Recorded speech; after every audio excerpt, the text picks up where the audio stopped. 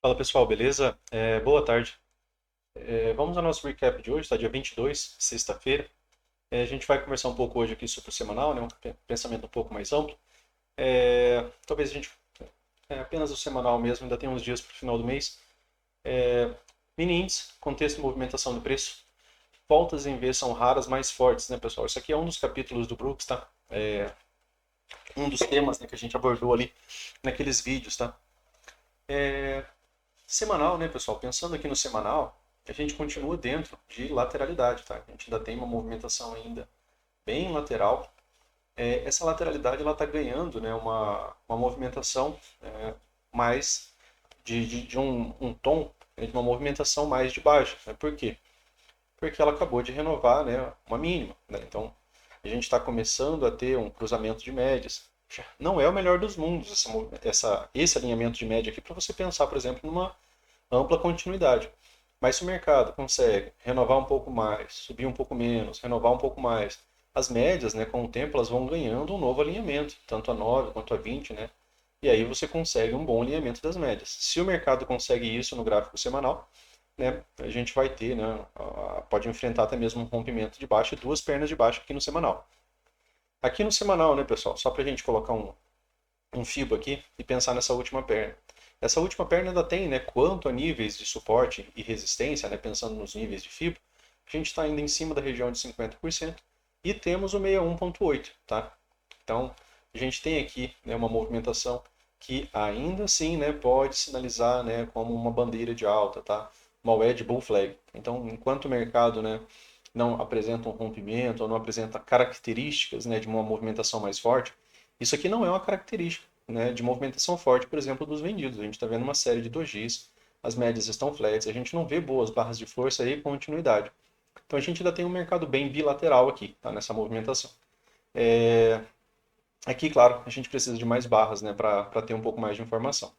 E aí a gente vai para tempos menores para pensar em um pouco mais de possibilidades, certo? Gráfico diário, pessoal. O que a gente tem aqui no gráfico diário? Aqui a gente tinha esse gap aberto, né? Faltou pouca coisa para flipar, tá? Essa barra. Era um gap aberto de uma tentativa, né, de pré-rompimento, falhou nessa movimentação, a gente falou, né, que apesar de ser uma boa barra, né, a gente precisa de uma barra de continuidade para que isso, né, tenha algum tipo de projeção. Aqui, né, essa barra já nos indicava a ideia de falha, e no dia de hoje, né, você tem aqui uma boa barra de novo, dessa vez saindo das médias. O mercado tinha, né, uma premissa, pessoal, de TBTL, lembram? A gente vem conversando sobre essa premissa de TBTL há dias, né, desde que o mercado chegou aqui nessa região, tanto por conta da MM200 quanto por conta da própria WED. Tá? Então a gente tinha aqui uma premissa de uma possibilidade de uma TBTL, uma correção de 10 barras, duas pernas. Então a gente tem agora aqui até mesmo o nosso número de barras, né, as 10 barras, duas pernas de alta. Então a gente tem aqui a movimentação, né, que é a movimentação prevista como mais comum a partir de movimentações de wedge. As TBTLs, né, elas não mudam a tendência. Por que ela não muda a tendência? Porque ela não chega a renovar um ponto de inflexão majoritário. Então ela não consegue, por exemplo, reverter a movimentação. Para que haja reversão da movimentação, né, para que haja possibilidade, né, que isso daqui se torne, por exemplo, uma lateralidade ou mesmo posteriormente uma reversão, a gente precisa, né, que o mercado renove um dos pontos de inflexão. Não houve isso. Aqui no gráfico diário, né, a gente tem a possibilidade do mercado ainda vir testar, né, uma nova mínima. Aqui seria uma região de fundo triplo, né? Foi uma região que você viu interesse uma vez, que você viu interesse uma segunda vez e que pode haver, né, ainda interesse uma terceira vez, tá? Fundo triplo, né, pessoal, tem o mesmo potencial de uma wedge. São três tentativas, né, que o mercado tem de romper para baixo e aí você tem duas observações de falha, então numa terceira ele ainda pode encontrar algum tipo de movimento de alta. Aqui ainda é aquela movimentação que a gente vem, né, observando lá no semanal também, né, que é um estreitamento, tá, da volatilidade. Então se o mercado permanece aqui, né, fazendo isso, né, ele vai ficando cada vez mais entrando em um modo rompimento e aí ele pode acabar, né, tendo, né, a evolução, né, de um modo, né, de contração da volatilidade para uma boa expansão da volatilidade. Lateralidades costumam gerar tendências, né, pessoal? E aqui a gente está numa lateralidade faz um bom tempo. Quando isso daqui romper, né, a gente tem que estar um pouco preparado para aí sim operar dias mais direcionais, tá? Então lá no semanal médias bem flats, tá? Aqui eu tenho de novo, né, uma barra saindo das médias, só que o mercado acabou de fazer nova máxima, e aí eu fico com essa possibilidade ainda aqui de estrutura, né? Ainda é a nossa possibilidade de estrutura aqui no gráfico diário. Tá? Então, o mercado ainda poderia. Lá no 60 minutos a gente tem um pouco mais de possibilidade de movimentação de queda, tá? A gente já chega lá. Aqui no M60, pessoal, o que a gente havia conversado no vídeo de ontem, né? E foi até um dos pontos que a gente, já pela manhã, né, nos levou a pensar só em movimentação de venda, né, no dia de hoje. Até que, né, se o mercado nos apresentasse pressão contrária. Pensando no dia de ontem, né, pessoal, aquilo que a gente projetou e aquilo que a gente conversou sobre o dia de ontem, o que a gente havia falado, né, é que se o mercado, né, conseguisse flipar essa região, né, que seria vir abaixo, tá, do começo do microcanal de alta, né, aqui seria, né, a conclusão da volta em V. Tá? A maior pressão ela iniciou nessa barra, ela deixou um gap aberto, né, que é um sinal de força, e aí o mercado volta para testar essa movimentação nessa mesma região, ele acaba voltando para essa região. Então aqui a gente ainda tinha a possibilidade, por exemplo, dos comprados defender a posição de novo nessa região. Por quê? Porque foi aqui o melhor preço, né, que os comprados conseguiram, né, entrar nessa movimentação. Então aqui era a região de melhor preço, era o primeiro gap pré-rompimento. E aí ele teve uma excelente movimentação de alta. Essa movimentação deu alvo, né, aquilo que a gente conversou nos vídeos anteriores. E aqui a gente pensava, né, muito mais numa lateralidade para uma correção, a princípio, né, uma L1, o mercado volta, perde mínima L2, o mercado volta, perde mínima L3, né, e aí sim tem uma correção um pouco mais forte. Mas veio direto da L1. E já veio da L1, né, pessoal, na mesma medida, né, que o mercado subiu praticamente, né, a gente já vem de uma movimentação também em modo sempre vendido, né, aqui, lógico, aqui a pressão foi maior, né, você tem aqui excelentes barras, né, de tendência de alta, então é um excelente microcanal. Aqui elas vão perdendo um pouco, né, o seu tamanho, então não chega a ser um microcanal tão excelente, mas ainda assim microcanal. Aqui você teve uma H1, essa H1 né, ela falhou, né, com essa barra, e depois disso aqui você vê o mercado voltar, né, para o modo sempre vendido. Você tem microcanal até o finalzinho aqui do dia praticamente. Né? Aqui ó, você teve uma H1 de novo. Essa H1 né, já foi vendida de imediato. Tá? Como que você sabe que é uma H1, meu santo? Ela veio acima da máxima da barra anterior. Se você segura o mouse aqui, você vê que a máxima dessa barra é 127.915 e o da barra seguinte, né, 127.920. Então ela veio um tique acima. Um tique acima é um tique acima. Microcanal realmente não pode vir acima, tá? Então essa daqui é uma H1. Se essa barra, né, seguinte, ou essa barra tivesse fechado aqui abaixo, a gente já teria uma falha de H1 produzido pela própria barra, né, que gerou a H1, ela também pode ser a própria barra de falha, né, já geraria a premissa de pelo menos mais uma perna de baixa, né, porque ela seria a perna 1. Então, se corrigisse, a partir de quando corrigisse, já geraria a premissa de uma segunda perna. Né, são premissas de movimentação do preço. O que mais que a gente falou no vídeo de ontem, né, pessoal? É que aqui, né, essa falha de wedge, ela tem premissa de duas pernas.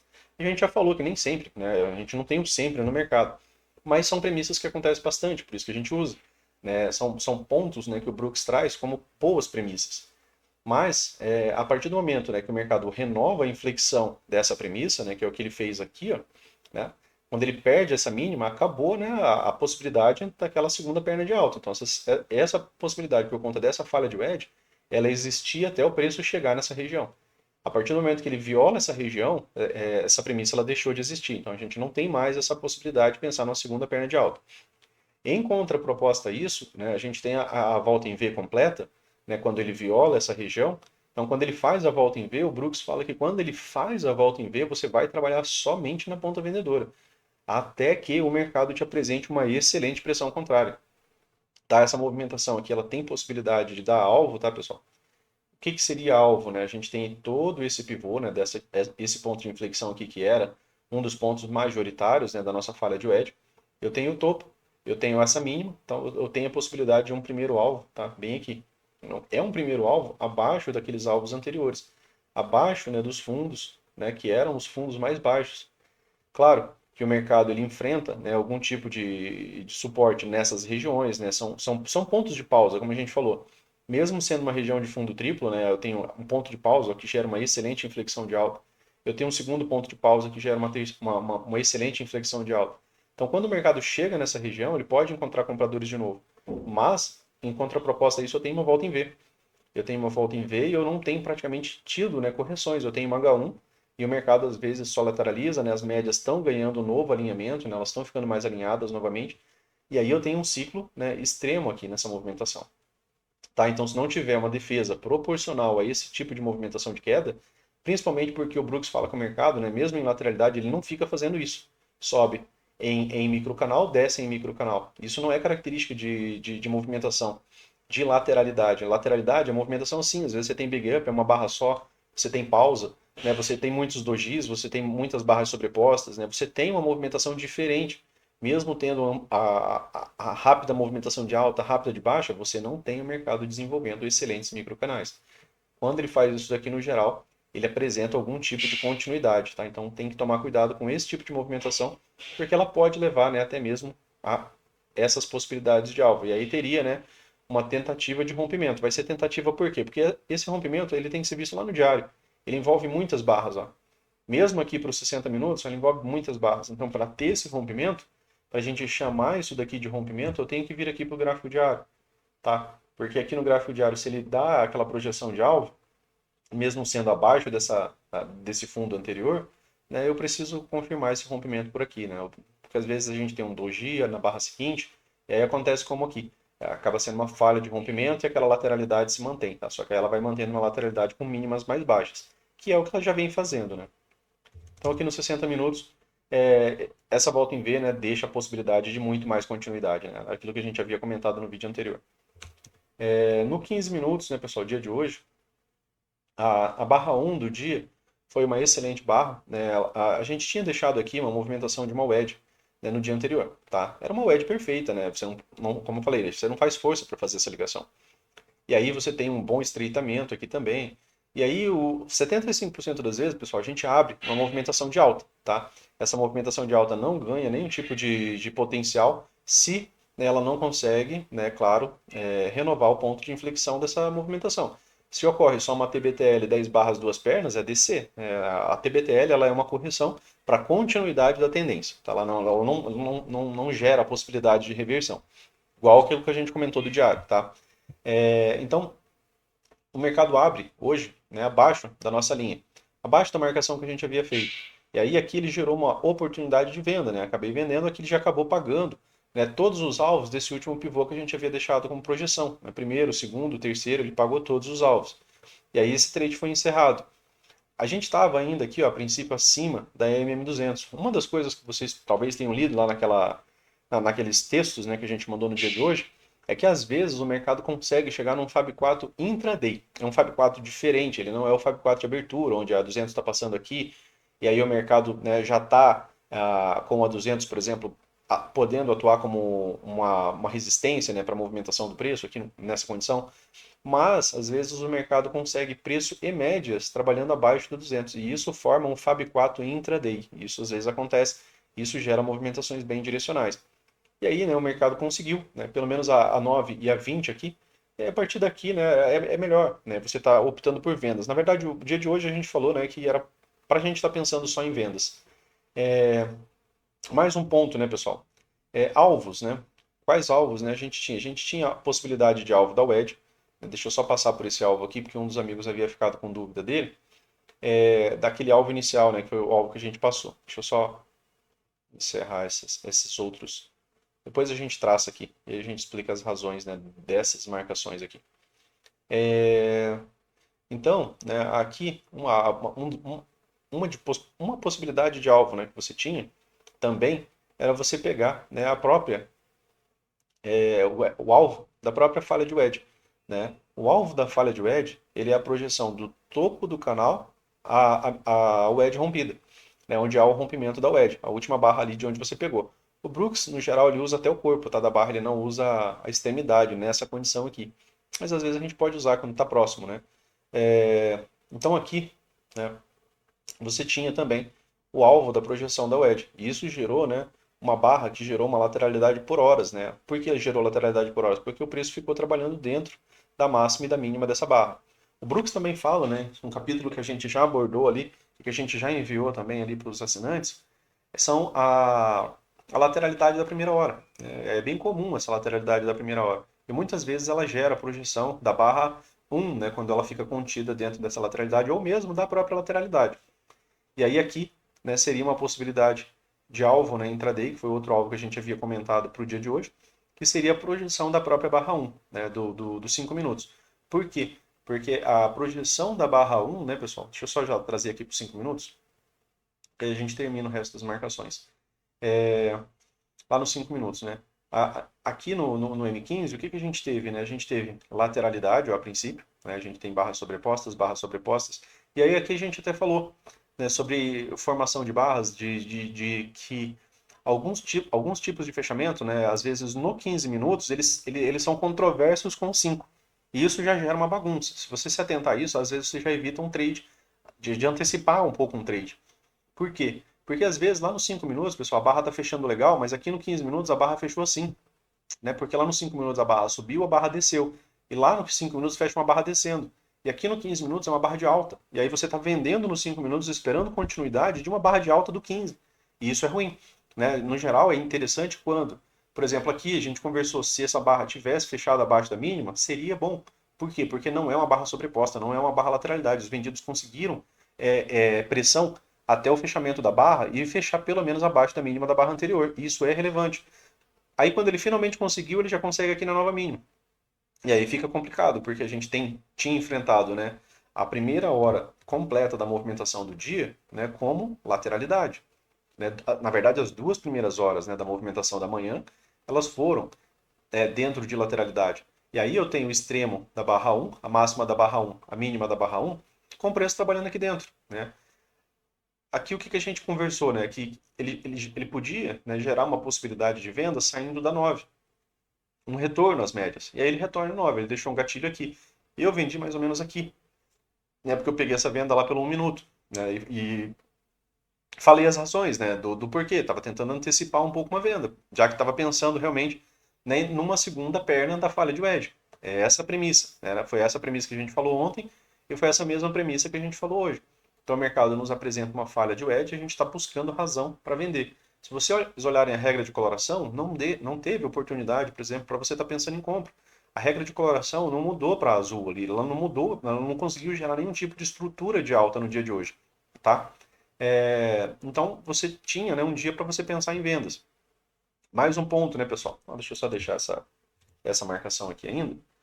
Mais um ponto, lembrar de ciclo, né? Quando a gente fala sobre ciclo, a gente fala sobre níveis de até onde pode ir as correções. Se vocês lembrarem lá das aulas de ciclo, né, quando a gente fala sobre canal amplo, canal amplo complexo, quando a gente fala sobre canais, a gente fala que eles têm níveis de correção.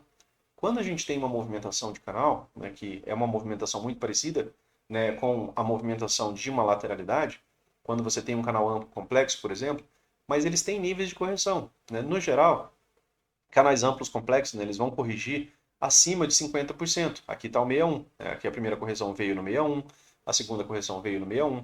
Se você tirar a medida dessa perna aqui, ó, isso daqui é o 61. Se você tira a correção dessa perna aqui é o 61, tá? Isso dentre as pernas. Intraday, as movimentações não estavam passando, né, também do 61. Aqui a correção só vem até os 50% do dia, que é essa perna aqui. Aqui só vem até os 50% do dia, né? Então o preço, né, ele não consegue trabalhar acima de 50% do dia. Então isso é mais vendedor do que comprador. É o contrário quando você tem uma movimentação de alta. Às vezes o preço não chega nem nos 50%, né? Por exemplo, naquele dia que foi excelente tendência de alta, né? Se você olhar o FIBO automático, né, o preço não tocava nem o 38,2, né, ele não conseguia nem mesmo tocar o 38,2. Então você estava no mercado muito mais comprador do que o mercado vendedor. E aí, pensando em ciclo, né, você tinha que estar realizando lucro em novas mínimas. Né? Lógico, gera mais oportunidades, né, você tem que estar reentrando, é um pouco mais complexo, né, mas ou você faz uma venda e você vai, né, conduzindo as operações até os devidos alvos. E aí a gente teve, né, essa forma aqui de projetar alvo, né? Você tinha aqui um primeiro alvo, você tinha aqui um segundo alvo, você tem aqui um terceiro alvo. Tá? Isso é a projeção clássica, né? A projeção do Brooks, né, pessoal, ele fala sobre a lateralidade da primeira hora, que você pode trabalhar a projeção dessa lateralidade. Como os extremos da barra 1, né, ele acabou sendo o extremo da nossa lateralidade, você pode trabalhar a projeção da barra 1, 100% dessa barra, tá? O Brooks só trabalha a projeção de 100%. Então, quando a gente vai para o modo e falar sobre o Brooks, né, você já se adequa aí, né, que você não vai traçar 38, 61, você não vai traçar outras correções. Se você quiser uma nova, você projeta mais 100% dessa movimentação. Aí você forma uma caixinha, né, ou né, você simplesmente, a partir desse ponto aqui, você joga, né, mais 100% dessa movimentação, né? Mas sempre que você trabalha, né, a ideia do Brooks é 100%, né, das movimentações. E estava aqui, né, o alvo, um dos alvos que a gente havia falado, né, para o dia de hoje. Claro que quando rompe outros pivôs, né, gera novas possibilidades de alvo também, né, 100%, por exemplo, ter esse outro pivô, né, aqui, ó, né, vai gerando novas possibilidades. Pagou o primeiro, não pagou o segundo, tá? Mas ele vai gerando novas possibilidades. Outro ponto, né, pessoal?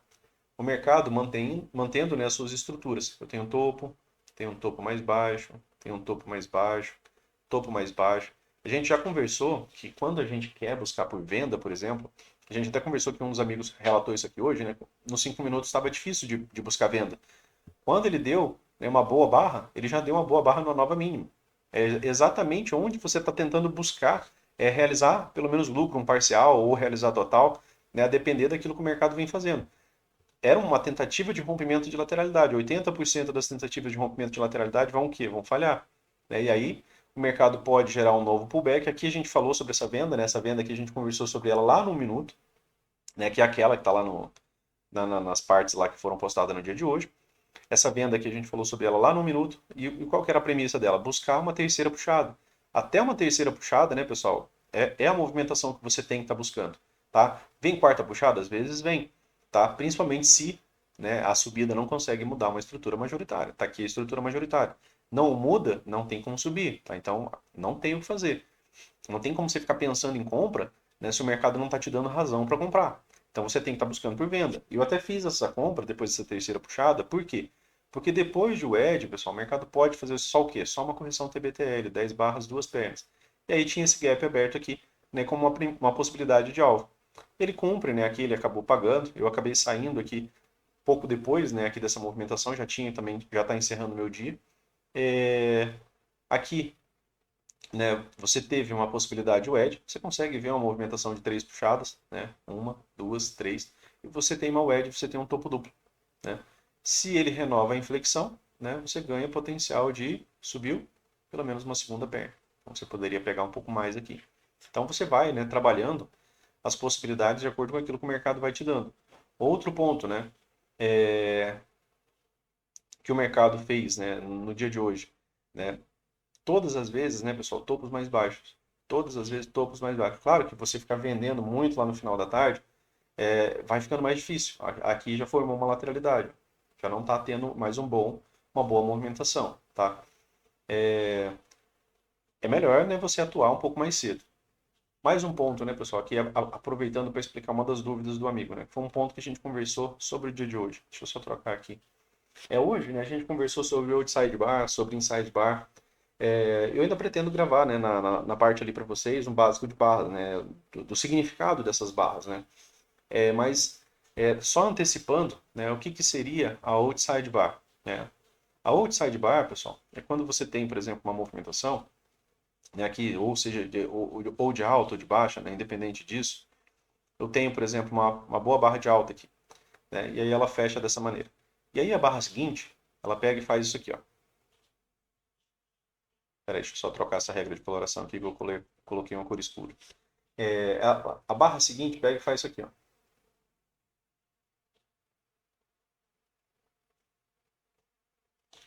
Essa é uma outside bar. Ela é uma barra externa. Ela é uma barra que vem tanto acima da máxima da barra anterior, quanto ela vem abaixo da barra anterior. Essa é uma outside bar. Então ela é uma barra externa. Essa barra, ela tem significado, né? Muitas vezes ela acaba sendo uma boa barra de sinal. Mas isso depende do contexto, localização, né? Não era onde a gente estava, né? No dia de hoje a gente estava no meio da lateralidade. Então a gente teve uma outside bar. O que a gente comentou aqui, né?